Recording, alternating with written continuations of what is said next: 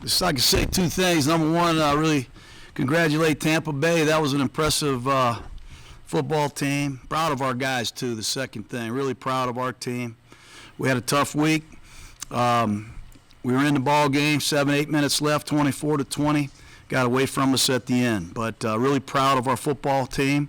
We have to play better. Obviously on defense, we got better players. We got to play better. We will. Disappointing.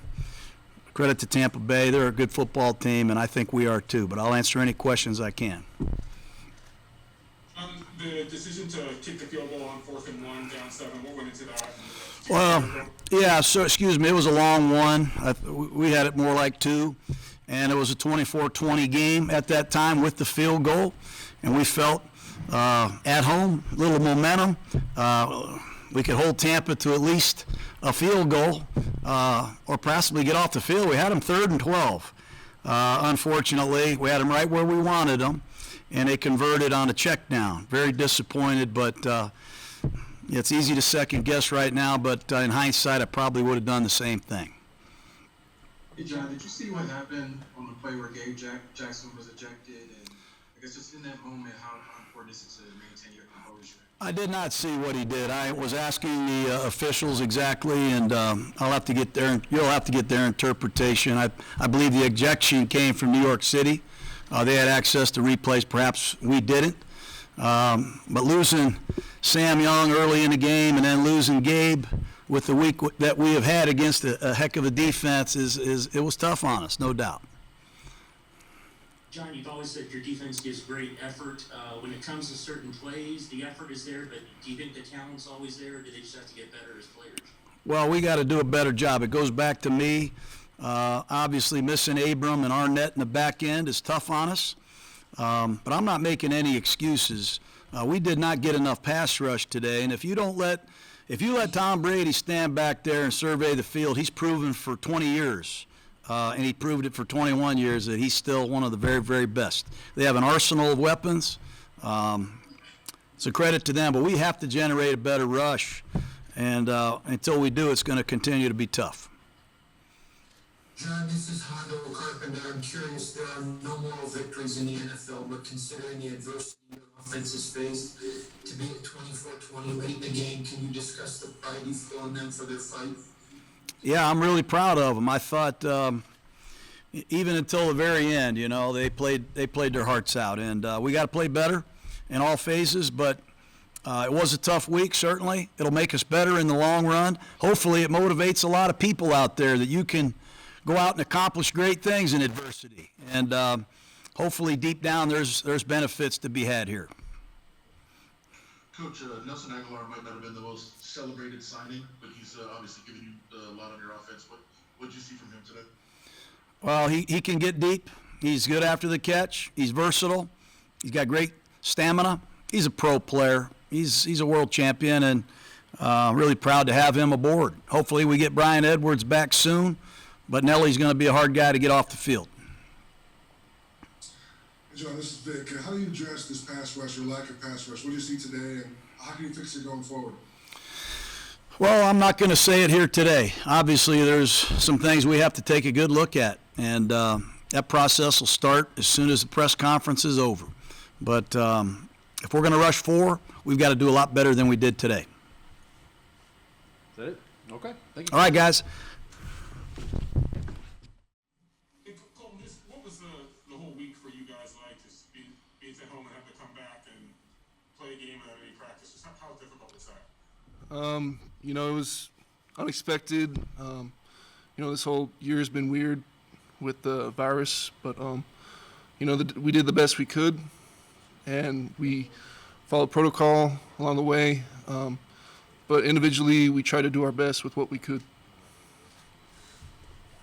You guys ended up losing, Sam Young and Gabe Jackson later on in the game. In addition to being without Trent. Just how tough is it to kind of account for that as an offensive line misses pretty key guys?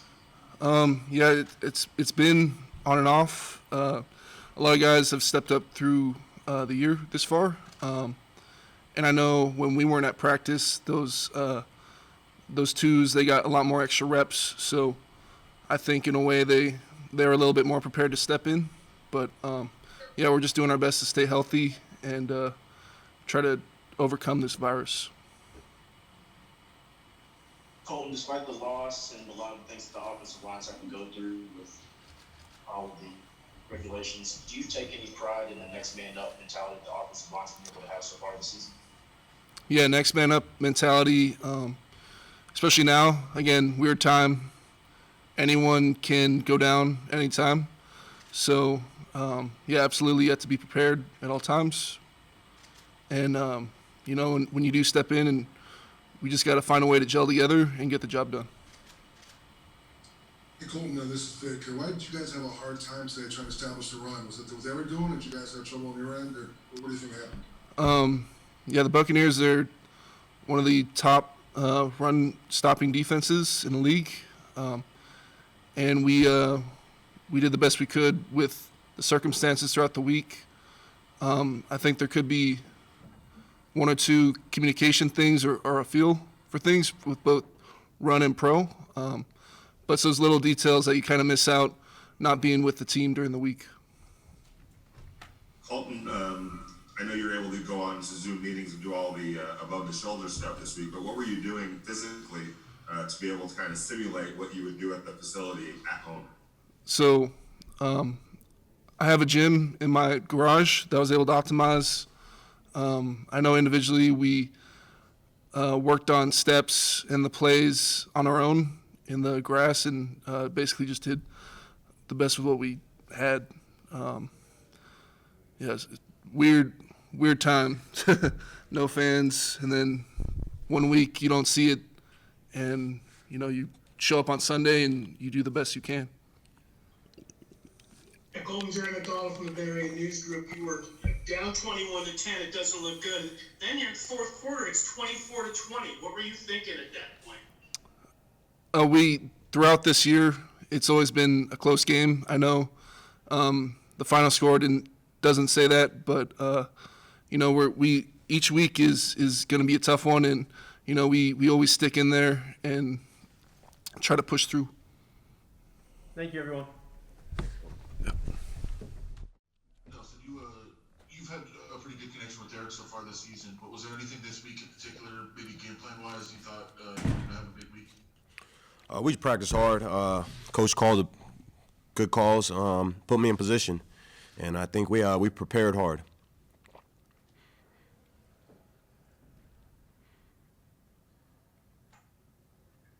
Nelson, it's been a bizarre year in a lot of different ways, but to go all week without your starting offensive line and then have the game change the day after, from Sunday evening to Sunday afternoon, I know you got to fight through all that, but how strange was this week leading up to this? Well, first of all, a lot of respect for our O-linemen.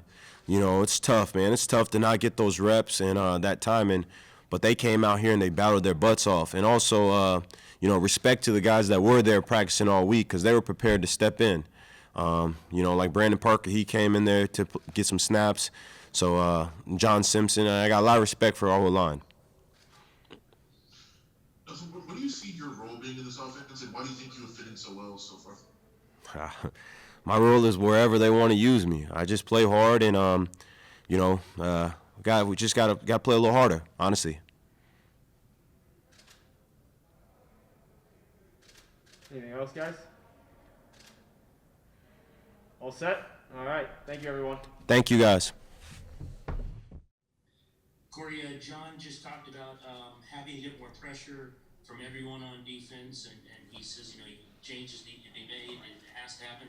It seems like the effort's always there for you guys, but how do you make it happen talent-wise and effort-wise? It basically comes down to the things that we practice and then transitioning that into actual games. We practice great. Now just have to correlate to playing great during these intense game time situations. Everybody's capable of it, and we always plan to strive and do those things. We just got to work a little harder to make sure we do it. Hey, Cory, you guys played a great offense last time out as well, but it seemed like you were kind of making plays at the key times, getting pressure. Well, what was the biggest difference between last game and this one defensively? It's two different styles because we have Patrick Mahomes mobile, extend plays. Then we have Tom Brady stationary, sitting in the pockets. Two different type of offenses to compare and just say we did one thing more last week than we did this week. It's just a different game plan, a different team, and we didn't get it done. Hey, Cory, I know it was tough to make the transition this offseason with all the restrictions that you kind of been learning as you go to a degree. Do you feel more comfortable or like you're getting more comfortable in the system or just within the defense as a whole? Week by week, I feel a lot more comfortable. I feel like I'm progressing and getting better within this defense. Yeah. Cory, do you see any difference at all in the Tom Brady that you saw today from the guy that you've seen over the years? No. All right. Thank you, everyone.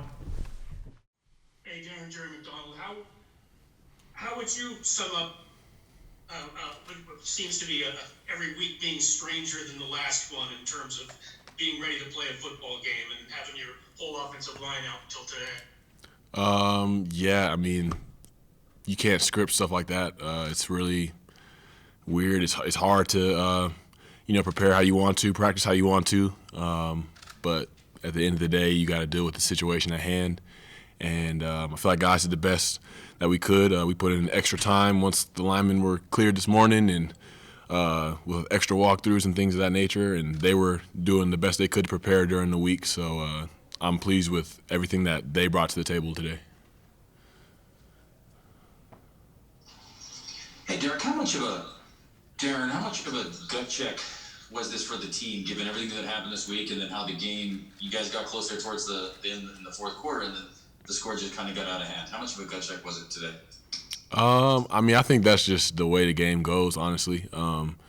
It's just the ebbs and flows of a season. You have games where it's like the Chiefs and, it can be an emotional high. And then you have days like this where you're in it for a while and then, things just don't go your way. And it's just, it helps you. It helps with perspective. Honestly, I feel like days like this, it keeps you from getting too high when you win and too low when days like this happen. So I feel like guys are gonna come in next week with a good attitude and just keep playing football and go out there and play with confidence. Hey, Darren, obviously you're not an offensive lineman, but you're still often involved in blocking in the run game. You guys struggle a little bit in that area today. I know you have to review tape, but which areas do you think can improve just overall when it comes to whether it's blocking or just the run game in general? I mean, yeah, once we look at the tape, I'm sure there are a lot of areas we could improve. I know starting with me on the backside, I could do a lot better on the backside of runs with cutting that off. And I'm sure everyone can look at the tape and see little fundamentals and things like that we need to get better at. It's never usually as good or as bad as you think it is. So once we look at that, I feel like we can get back to pounding it like we usually do and run like we're capable of. Is that it? All right, great. Thank you, Darren. Yes, sir. Hey, Derek, I know it's been a trend throughout the entire season. You guys deal with injuries and being without guys. This week was unlike any other. I know you're not going to use any excuses, but how tough is it as a unit to just, I guess, have to just keep plugging away when you're missing so many guys and having to deal with these circumstances? Yeah, Tashawn, me, I'm not going to use any excuses. We can't. We're in a production-oriented business, and I want to say how proud I am of that offensive line. Not just the starters, but the backups also for the week they had. It's unlike anything we've ever seen before, where we pull all the starters and they end up getting cleared on the day of the game and get to play. And very proud of those guys for what they were able to accomplish, the jobs that they did on studying and all those good things. But football is a game that needs to be practiced. It's a game of team, and when you don't have all your guys out there, it's tough, throughout the week. But with that said, very proud of them for coming in against a multiple front, multiple blitz operation that they are, and being able to play the way that they play. They did a fantastic job. So obviously we didn't get the job done. We got beat today, and we tip our hats to Tampa Bay. They're a good defense. We saw what they did to some of these offenses, and especially what they did last week to one of the best offenses and one of the best players our game has ever seen. And they're a talented bunch, great coaches, great players. But again, I want to tip my hat to our offensive line more so for the job that they did. I mean, it's unlike anything we've seen before. I don't know how to compare it, but they did some good stuff. Go ahead, Josh. Derek, you guys were in this game in the fourth quarter. You tried to kick the field goal on 4th and 1. Did you lobby Jon at all, or are you hoping to be able to go for it in that situation?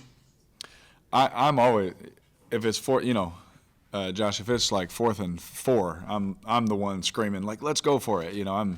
I'm that guy, and that's why we have coaches. It was a long one, and with how we came out in the second half, we scored the touchdown.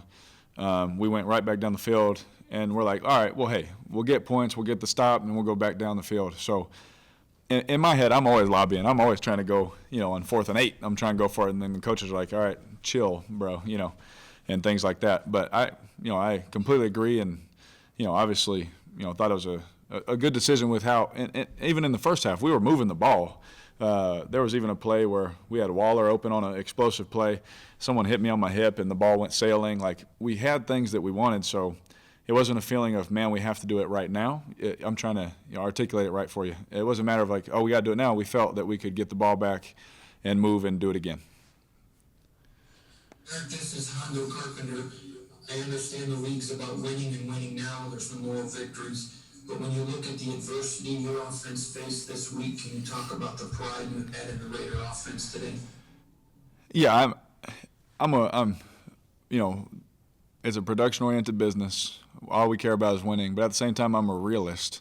And the job that we were able to do against the number 1 defense in the NFL with everyone missing practice until today, they get to play in the game, awesome. Very impressed. Again, that's me just being real. It's impressive what they were able to do. It really is. It makes it hard on them. It makes it very tough on them.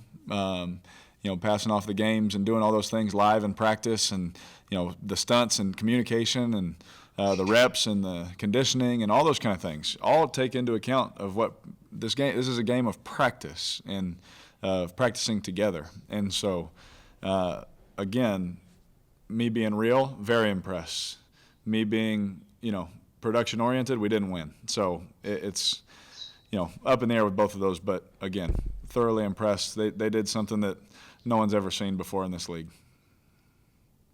Hey, Derek, given how just strange the circumstances were this week and how physical the game was, you took a couple of big hits there. How much of a gut check is this kind of for this team going forward? Because you did have success, but then when you look at the scoreboard in this production-oriented business, it doesn't look that way, but some positive things did happen. Oh yeah, Paul. Everyone saw. I mean, it's 20-24 with 7 minutes left. Like we're sitting there with, moving the ball. They're a good, obviously the number 1 defense in the league, and they we move the ball. They stop us some. We still move the ball. We're hitting explosives. We're this close, and mind you, we're this close on 3 or 4 more big explosive plays. You know what I'm saying? And so we felt confident, felt good. The end score is the end score. Coaches talk about it all the time. Don't worry about the scoreboard. You do your process. You play the game, winning or losing. And so you never look at the scoreboard. You just play. And situationally, the scoreboard, that's the only thing that matters is situations, and things like that. But thoroughly impressed with what we were able to accomplish. Again, was it enough? No, it wasn't. Just being real, it just wasn't enough. But with the film that we watched and the things that we were able to put on tape today, very proud of our guys. The coach said in the locker room, we have nothing to hang our head about. Did we win the game? No, it's not good enough. But the things that we were able to put on film, the things where we're headed, and with what we had to go through, just being real this week, keep our head up, no pointing the fingers. We're on to the next game, and we should hit the field running at practice with the same juice we've had all season. And so we're 3-3. That's what we've earned in this league.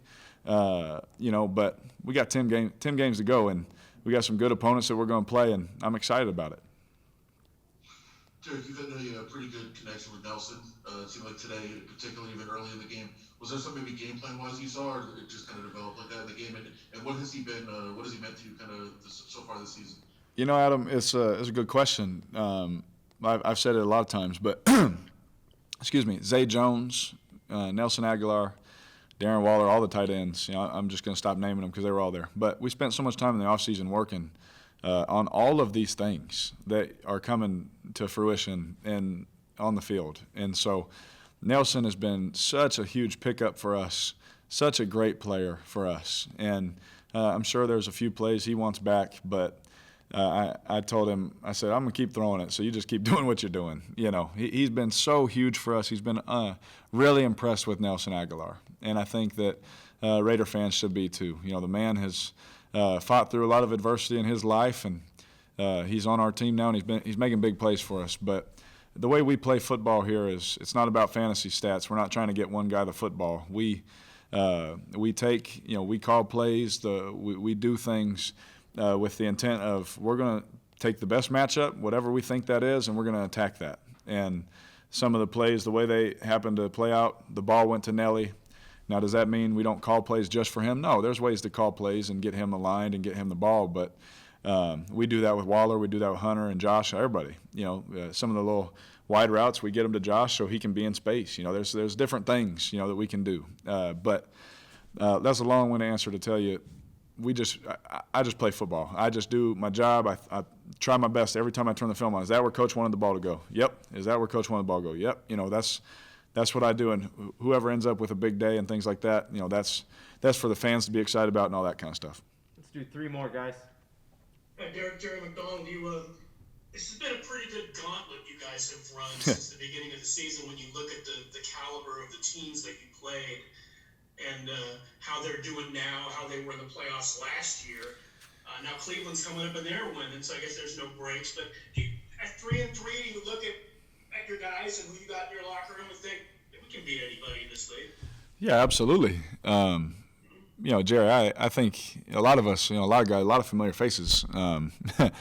We've been around. I mean, we have a good football team. You know, this offense is one of the best. It's probably the best offense I've been on since I've been in the NFL. You know, this defense has talent all over it. Now they have a few big plays here and there that they want back and all those kind of things. But man, I see it in practice, Jerry. I see it. You know, I see what it could be. You know, I see what we could be as an offense when we're clicking on all cylinders, when we got all our guys. I see what we have. And to be 3-3 at this point, no one thought that was going to be the case. They thought for sure we'd be 1-5. You know, they thought for sure there was no way we'd be 3-3 right now, but we are, and that's what we've earned. And if I'm being honest, Jerry, we expected to be more than that. You know, if I'm just being real, like in our locker room, we expected more, and so there's a hunger there, but at the same time, there's an excitement to know that, man, we have a really, really good football team, and that's why we play 16 games. You know, you play and you fight until the end, just like we always say. You play 4 quarters. Well, man, we're just in the second quarter of the season. You know, we got a long way to go before this thing is over.